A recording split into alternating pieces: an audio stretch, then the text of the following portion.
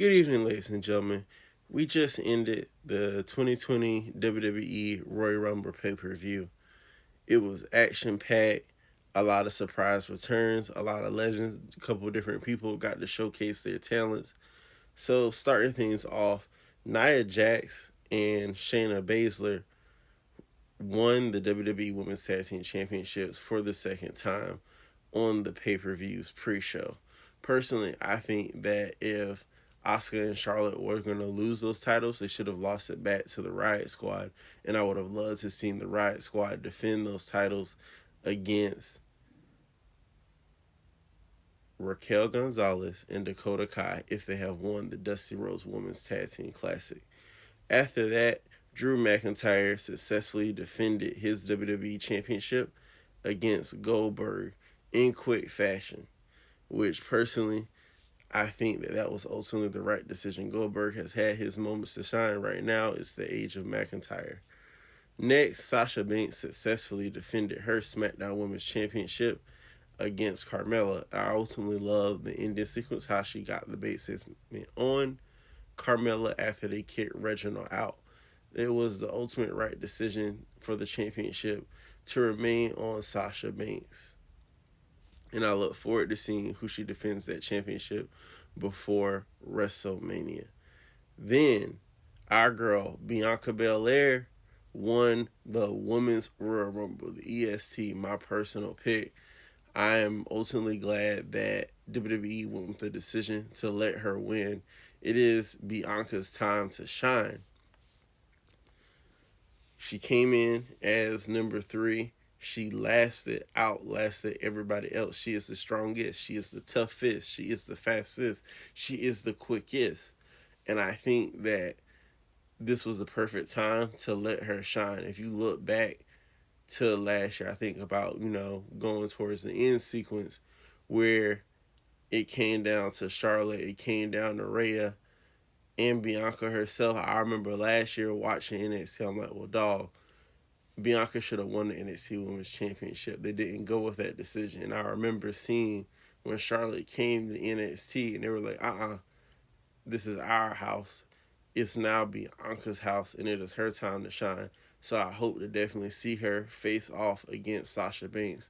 While Sasha has been a great champion, I am definitely ready for Bianca Belair to have her opportunity and win the SmackDown Women's Championship at WrestleMania. Her main roster debut came at WrestleMania. To see her back at WrestleMania and actually winning the championship, I think it will be a moment. Sasha has all year has elevated the SmackDown Women's Championship and has had incredible matches. And I can't wait to see the classic between Sasha versus Bianca. Going in that Women's Royal Rumble, you had Victoria come back, which was an honest shocker to me, seeing the relationship that she had with WWE. So I'm glad that they gave her the moment to come back. The return that caught me the most outside of Victoria's return was honestly seeing Julian team up with Billy Kay. And I thought it was funny how everybody was like, nah, Billy. And then Julian and them end up betraying each other. So that was a little fun moment for me as well. I'm glad that they didn't go with Charlotte a back to back win. Charlotte just had a championship. It is time for somebody else to get that opportunity. Next, the tribal chief Roman Reigns successfully retained his WWE Universal Championship. Personally, I would have liked to see a match versus Roman Reigns versus Adam Pearce. Not nothing to take away from Kevin Owens.